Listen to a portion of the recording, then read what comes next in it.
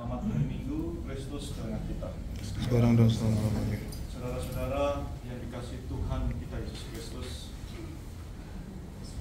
hari ini bacaan Injil yaitu mengenai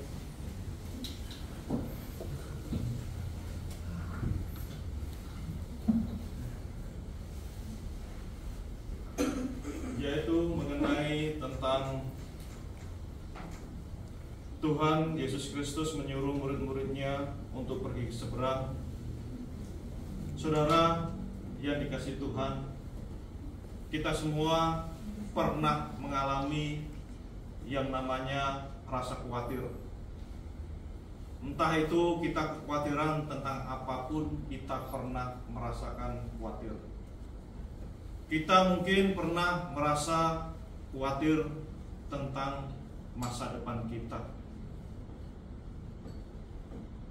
Kemudian kita mencoba untuk memperbaiki supaya kekhawatiran kita tentang masa depan itu bisa supaya tidak terjadi seperti apa yang kita pikirkan. Kita berusaha untuk semuanya itu. Bahkan kita mencoba untuk berbuat sesuatu supaya itu tidak terjadi sesuai dengan apa yang kita pikirkan. Kita melakukan perbuatan-perbuatan mungkin karena kita rasa khawatirnya terlalu kencang dan rasa takutnya terlalu kencang juga. Mungkin banyak sekali yang mengumpulkan harta dengan yang tidak baik. Mungkin mengumpulkan harta dengan jalan korupsi, atau mengumpulkan harta dengan jalan apapun, sehingga masa depannya dia itu bisa terpenuhi sesuai dengan pemikiran dia. Atau mungkin kita khawatir dengan keluarga kita, dengan ibu kita, dengan anak kita, dengan istri kita, ataupun dengan siapa saja yang ada di sekitar kita.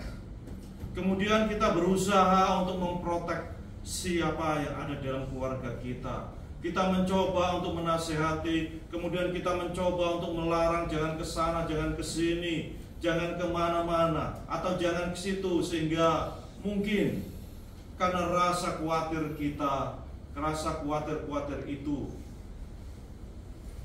sehingga kita melakukan seperti itu. Atau mungkin kita rasa khawatir kita dengan diri kita sendiri, atau mungkin rasa khawatir dan khawatir, banyak sekali rasa kekhawatiran kita di dalam kehidupan kita. Entah itu apapun, kita sebagai manusia ada rasa yang namanya khawatir itu. Entah kekhawatiran itu akan diwujudkan dengan melakukan suatu perbuatan yang baik, atau untuk menghilangkan rasa kekhawatiran itu dia melakukan sesuatu hal yang tidak baik. Kalau kita mempunyai rasa khawatir dan kita benar-benar ingin melakukan sesuatu yang baik, nantinya kita akan datang kepada Tuhan kita Yesus Kristus. Kita akan datang dan memohon ampun, dan Tuhan meminta supaya Tuhan menunjukkan jalan dengan rasa kekhawatiran yang ada di dalam hidup kita. Dalam bacaan kita kali ini, ketika Tuhan kita Yesus Kristus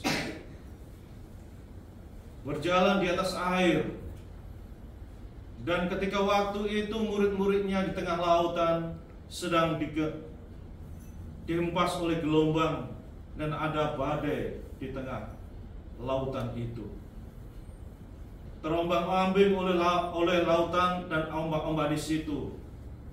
Dan ketika melihat Tuhan kita Yesus Kristus datang dengan berjalan di atas air, murid dari Tuhan kita Yesus Kristus mengira bahwa itu adalah hantu. Di dalam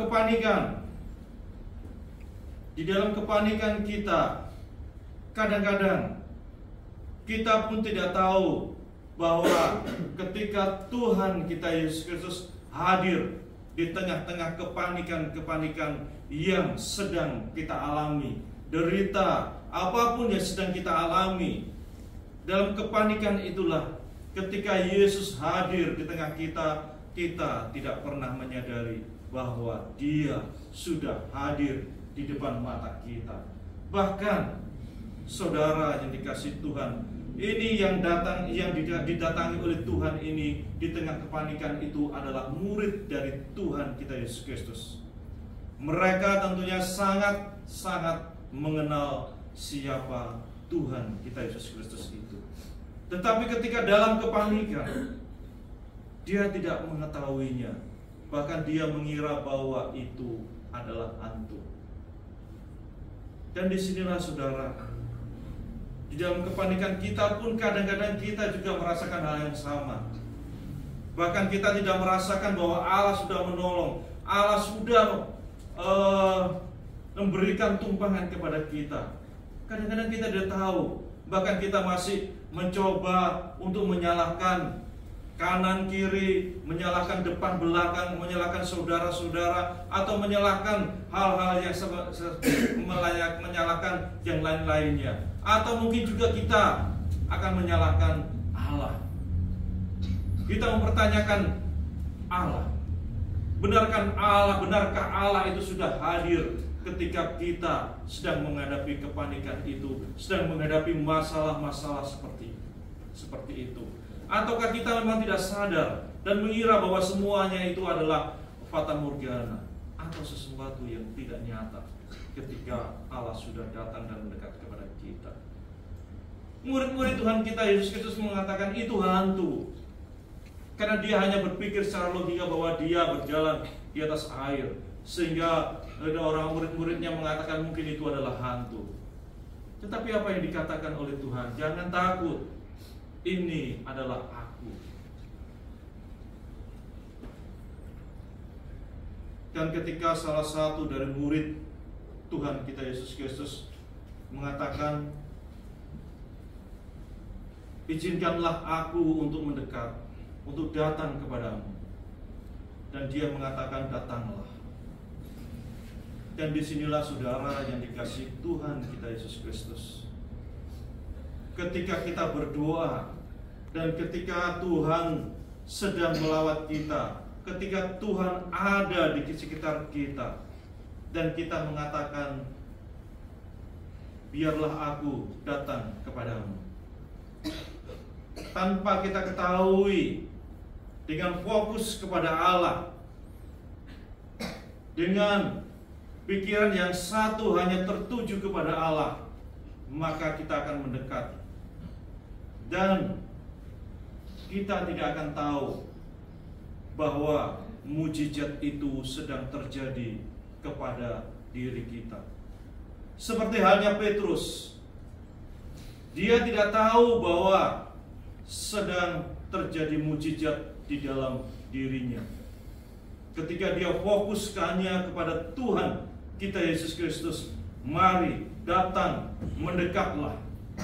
Ketika dia mendekat kepada Tuhan kita Yesus Kristus, dia berjalan di atas air, sama seperti halnya Tuhan kita Yesus Kristus. Mujizat sedang terjadi kepada Petrus hanya karena dia fokus kepada Tuhan kita Yesus Kristus, dan tidak tahu bahwa dia sedang menjalankan suatu mujizat itu. Tetapi saudara, apa yang terjadi ketika ada angin yang sepoi-sepoi, angin yang semilir menghempas Petrus? Dia tersadar dan ada rasa takut di dalam hidupnya, dan dia masuk ke dalam air. Di dalam kehidupan kita pun, kita juga akan mengalami hal yang sama seperti itu. Mungkin angin sepoi-sepoi yang seperti itu pun, ketika kita fokus kepada Tuhan, itu akan selalu hadir di dalam kehidupan kita. Entah itu angin sepoi-sepoi itu, yaitu rasa kekhawatiran-kekhawatiran yang ada di dalam kehidupan kita. Kita mungkin akan jatuh, atau mungkin kita akan tergoyahkan dengan angin yang sepoi-sepoi itu atau kerikil-kerikil yang kecil itu dalam kehidupan kita. Tetapi ketika kita jatuh, jangan menikmati kejatuhan itu, tetapi langsung berteriaklah, Tuhan, tolonglah aku. Seperti halnya Petrus ini ketika dia sudah jatuh ke dalam air. Tetapi Tuhan, apa yang dilakukan oleh Tuhan? Hai engkau orang angkatan yang kurang percaya. Disinilah Tuhan mengingatkan kita semuanya. Tuhan kembali mengingatkan kepada kita semuanya bahwa hanya satu, percaya. Percaya saja. Maka ketika kita yakin dan percaya saja, seperti halnya Petrus itu pun ditegur oleh Tuhan kita Yesus Kristus, engkau yang kurang percaya. Dan Tuhan menolong. Jadi saudara yang dikasih Tuhan, kalau memang kita jatuh, langsung berdiri dan minta tolong kepada Allah. Jangan terus merasa diri bersalah, merasa diri berdosa, merasa diri tidak layak, sehingga tidak mau datang ke gereja, tidak mau mendekat kepada Tuhan, karena merasa dirinya berdosa, karena merasa dirinya bersalah, sehingga tidak mau datang untuk ke gereja, tidak mau datang kepada Tuhan kita Yesus Kristus. Jadi itu adalah salah. Ketika kita merasa bersalah, kita merasa berdosa, datang dan minta pertolongan dari Tuhan, seperti hanya Petrus. Dan Tuhan, apa yang dilakukan oleh Tuhan kita Yesus Kristus? Tuhan akan mengangkat tangan Petrus dan mengembalikan dia kepada kapal itu. Dan disinilah saudara kemuliaan dari Tuhan itu. Dan kembali lagi kepada kita, percayakah kita kepada Tuhan kita Yesus Kristus? Iman kita kepada Tuhan kita Yesus Kristus seperti bacaan dalam epistel tadi. Dasar iman kita seperti apa? Dasar iman kita mau dibangun?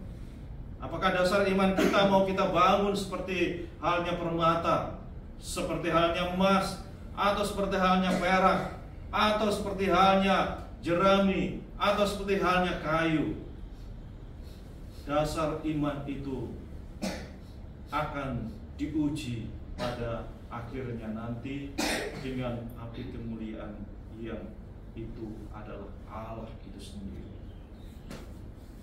Api kemuliaan itu akan menguji semuanya dengan dasar iman yang kita punyai itu. Kalau dasar iman kita seperti halnya emas, ketika berada dalam api kemuliaan itu, maka emas itu akan semakin dimurnikan oleh api kemuliaan itu. Tetapi dasar iman kita mungkin seperti kayu atau mungkin seperti jerami. Ketika masuk dalam api kemuliaan itu, maka dasar iman kita ini akan hangus dan akan hancur menjadi abu. Dan saudara-saudara yang dikasih Tuhan, marilah kita semuanya mencoba menata dan mencoba untuk memperbaiki dasar iman kita, supaya dasar iman kita yang kita punya ini mungkin bisa menjadi emas, menjadi permata, dan menjadi perak. Kiranya damai dan berkat Tuhan menjadi mengambil kita semuanya. Dan nama Bapa, Putra, dan Roh.